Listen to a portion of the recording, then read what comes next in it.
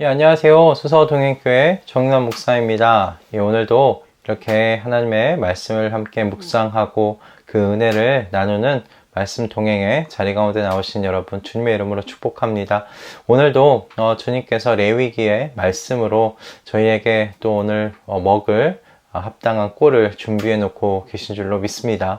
우리 함께 기도함으로 하나님께서 우리에게 오늘 또 주실 그 말씀의 꼴이 있는 그 자리 가운데 우리 함께 나아가도록 하겠습니다. 기도하겠습니다. 하나님, 오늘도 우리에게 귀한 말씀의 자리를 나올 수 있도록 참여할 수 있도록 인도해 주셔서 감사합니다. 주님께서 준비해 주신 이 말씀의 꼴을 먹고 영육 간에 저희 모두가 강건해질 수 있도록 은혜 허락하여 주시옵소서. 하나님의 성령에 더욱더 온 삶이 통치받을 수 있도록 주님 역사하여 주시옵소서. 성령으로 저희가 삶을 얻었으니 성령으로 말미암아 또한 저희들의 삶이 이끌림 받을 수 있도록 이 말씀을 통해 저희를 만들어가 주시옵소서.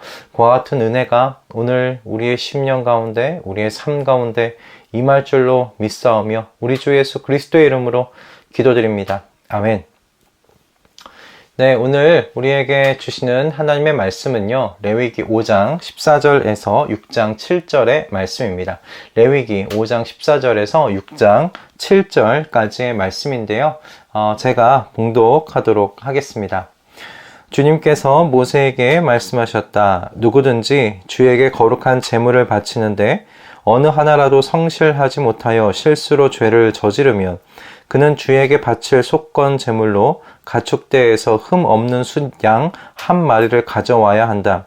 성소의 세겔 표준을 따르면 속건 제물의 값이 은 몇 세겔이 되는지는 내가 정하여 주어라. 그는 거룩한 제물을 소홀히 다루었으므로 그것을 보상하여야 한다. 그러려면 그는 자기가 바쳐야 할 것의 5분의 1을 보태어 그것을 제사장에게로 가져가야 한다. 제사장이 속건 제물인 숫양에 해당하는 벌금을 받고서 그의 죄를 속하여 주면 그는 용서를 받는다. 나 주가 하지 말라고 명한 것 가운데서 어떤 것을 하여 잘못을 저질렀으면 비록 그가 그것이 금지된 것인 줄을 몰랐다고 하더라도 그에게는 허물이 있다. 그는 자기가 저지른 악행의 결과에 책임을 져야 한다. 그는 가축대에서 흠 없는 순양 한 마리를 제사장에게 가져가야 한다. 속건 제물로 바치는 값은 내가 정하여 주어라. 그리하여 그가 알지 못하고 실수로 저지른 잘못은 제사장이 그의 죄를 속하여 주면 그는 용서를 받는다. 이것이 속건 제사이다. 그는 주를 거역하였으니 이 일에 책임을 져야 한다. 주님께서 모세에게 말씀하셨다. 누구든지 나 주에게 성실하지 못하여 죄를 지으면 곧 이웃이 맡긴 물건이나 담보물을 속이거나 도둑질을 하거나 이웃의 것을 강제로 빼앗거나 남이 잃어버린 물건을 줍고도 감추거나 거짓 증언을 하거나 사람이 하면 죄가 되는 일들 가운데서 어느 하나라도 하면 그래서 그가 그런 죄를 짓고 유죄 판결을 받으면 그는 자기가 강도질을 하여 훔친 물건이든 강제로 빼앗아서 가진 물건이든 맡고 있는 물건이든 남이 잃어버린 물건을 가지고 있는 것이든 거짓으로 증언하면서까지 자기의 것이라고 우긴 물건이든 모두 물어내야 한다.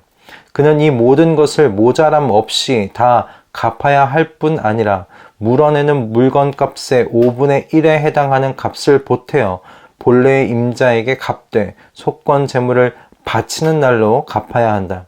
그는 주에게 바친 속건 제물을 제사장에게 가져가야 한다.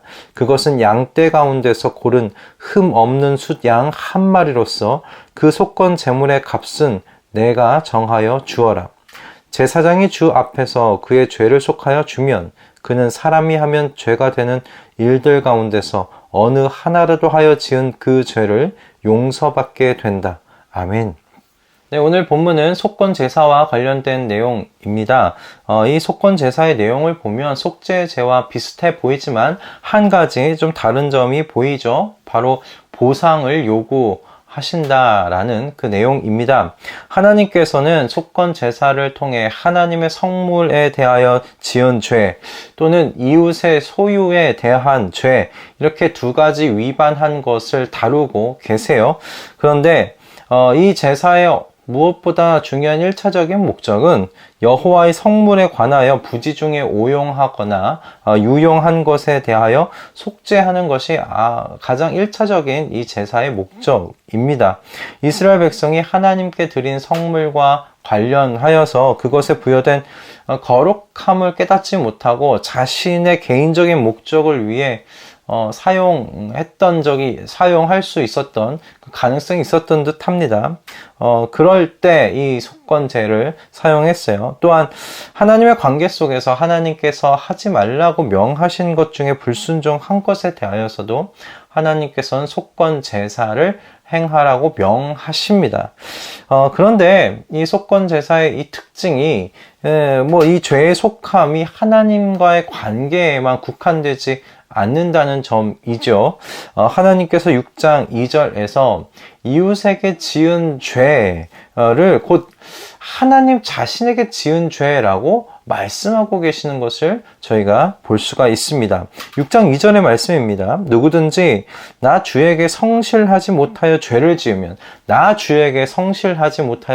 지으면 이라고 했는데 하나님께 지은 그 죄가 무엇인가를 말씀할 때 곧 이웃이 맡긴 물건이나 담보물을 속이거나 도둑질을 하거나 이웃의 것을 강제로 빼앗거나 이렇게 말씀이 되어 있습니다. 이렇게 이웃과의 관계 속에서 짓는 죄 또한 하나님께 성실하지 못하여 지은 죄라고 하나님께서 지금 같이 여기고 계시는 것을 보게 되는 것이죠. 그래서 하나님께서는 이웃이 피해를 본 대로 모자람 없이 다 갚아야 할 뿐만 아니라 그 물건값의 20%를 더하여 주라고 그렇게 명하시는 것을 보게 됩니다. 이것이 속건제 제사에 대한 내용이에요. 근데 이와 같은 속건 제사에 대한 이 하나님의 명령에서 우리는 두 가지를 좀 대표적으로 생각해 볼 수가 있겠어요. 첫째는 무엇이냐면 여러분 이웃과의 일을 바로 잡는 것이 하나님과의 일을 바로 잡는 것만큼이나 중요하다는 사실입니다. 이웃 간의 일을 바로 잡는 것을 하나님께서는 당신과의 관계를 바로 잡는 것과 동일하게 지금 보고 계세요. 그러니 그걸 똑같이 바라보고 계시는 것입니다. 속건제는 하나님과 이스라엘이 언약을 맺었을 때에 그게 하나님과 이스라엘과만의 언약으로만 보시는 것이 아니라 그것이 이스라엘 백성 서로 간에 함께 맺은 언약으로까지 지금 하나님께서 보고 계시다고 그렇게 가르치고 있는 제사입니다. 그런 의미에서 저는 속건제의 정신이 오늘날 점점 개인주의화 되어가는 기독교 문화 속에서 회복되어야 할 공동체 정신이라고 저는 그렇게 묵상하게 되었습니다. 오늘날 여러분 교회 공동체성이 얼마나 지금 약해져 가고 있습니까? 많은 성도들이 하나님과 개인적인 자신의 그 관계를 잘 세우면 된다라고 생각하는 시대입니다. 정말 각 시간별로 예배가 끝마치기만 하면 모든 성도들이 뿔뿔이 흩어지는 모습을 볼 때 오늘날 기독교 영성의 그 개인주의화 되어가는 그 모습을 단적으로 보게 되는 것 같습니다. 더욱 오늘날 그와 같은 모습이 사실 코로나 전의 모습이거든요. 그런데 코로나 이후에 얼마나 이 교회 안에 있었던 개인주의화된 그 영성이 더 깊어졌을지, 더 가파르게 이렇게 더 퍼져갔을지 좀 사실 개인적으로 상상이 되지 않습니다. 하나님께서 여러분 속건제를 통해 이스라엘 백성에게 그들이 하나님 안에서 어떻게 특별한 공동체로 한 몸으로 묶여 있는지 지금 생각하게 하고 계십니다.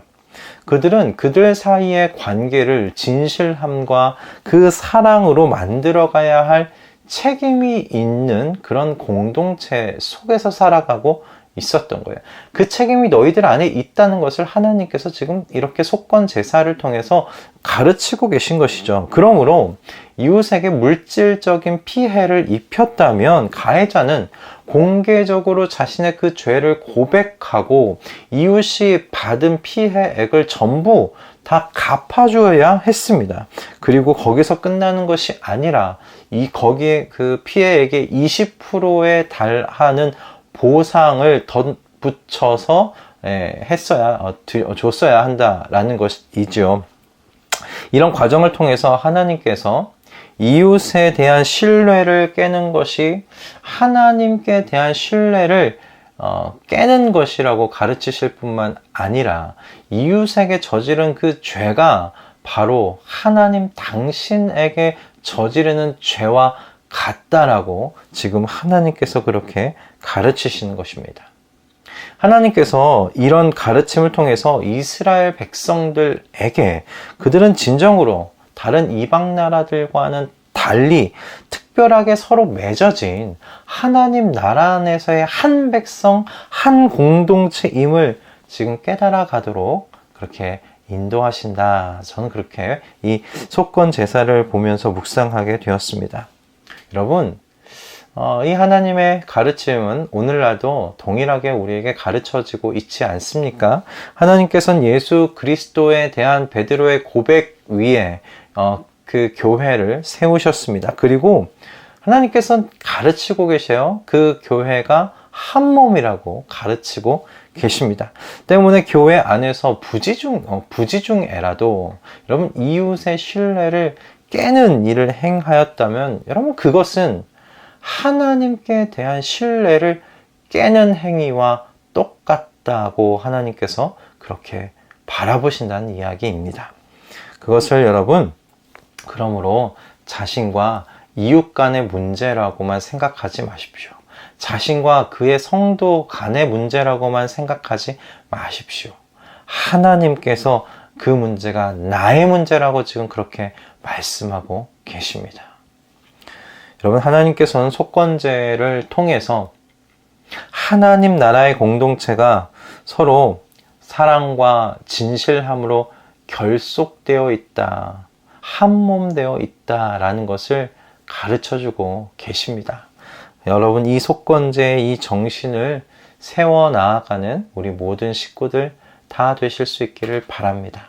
우리가 이 속건제의 정신을 우리 교회 안에서 회복하여 나아갈 수 있기를 또한 소원합니다. 두 번째는 여러분 속건제 안에 하나님께서 가르치시고자 하시는 것, 여러분 진실된 회개를 하라는 것입니다. 진실된 회개를 하라.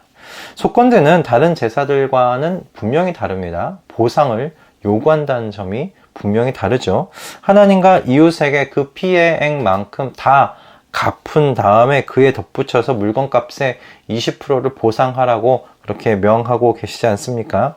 하나님께서는 이와 같은 속건제를 통해 죄에 대해서 후회만 해서는 안 된다. 후회하는 건 그 회개가 아니다. 지금 말씀하시는 거예요. 실제적인 뉘우침의 행동을 하나님께서 요구하고 계시는 것입니다. 여러분, 사람의 그 회개하는 말은 값싸게 나올 수 있어요. 그리고 제단 위에서 흘리는 여러분 그 제물의 피도 손쉽게 흐르게 할 수 있어요. 그러므로 여러분 입술로 회개하는 것, 또 제물로 그 회개를 표하는 것, 그 모든 두 가지는 죄인의 진정으로 회개하는 마음의 그 상태를 드러내기 좀 어렵겠다라는 것입니다. 그러나 자신이 저지른 일에 대하여 다 보존하여 줄 뿐만 아니라 그에 덧붙여 20%를 더하여 갚는다면 여러분 어떻습니까? 가해자가 얼마나 진지하게 이 일을 바로잡기를 원하는지 충분히 보여주는 증거가 되지 않겠습니까?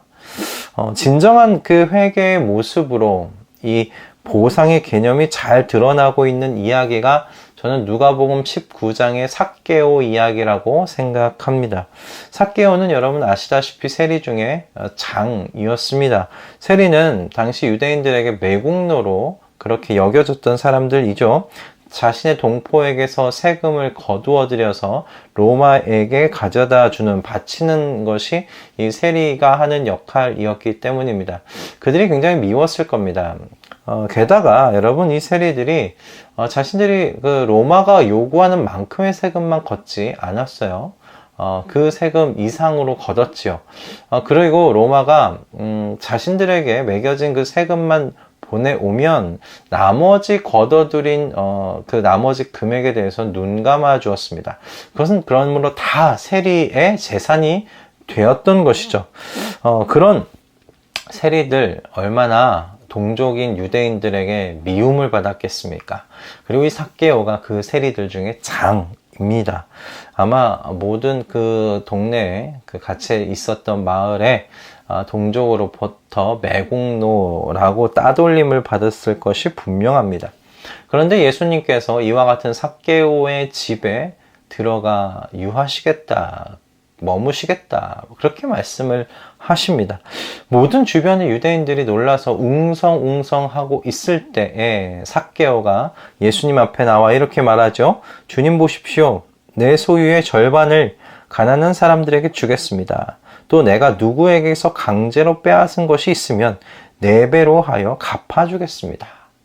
하나님께서 말씀하신 속건제로 하면 사실 4배까지 갚지 않아도 되었어요. 그죠? 20%만 여러분 그렇게 더하여 주면 되었던 것입니다. 그러나 그는 자신의 회개를 이와 같이 예수님 앞에 보여준 것이에요. 자신이 회개한다는 사실을, 그것을 어떤 의미에선 지갑을 여는 회개로 보여준 것입니다. 지갑이 회개해야 된다는 이야기 여러분 들어보지 않으셨습니까? 갖고 있었던 그 재물, 그 돈을 이렇게 내놓는다는 것 쉬운 일이 아니죠.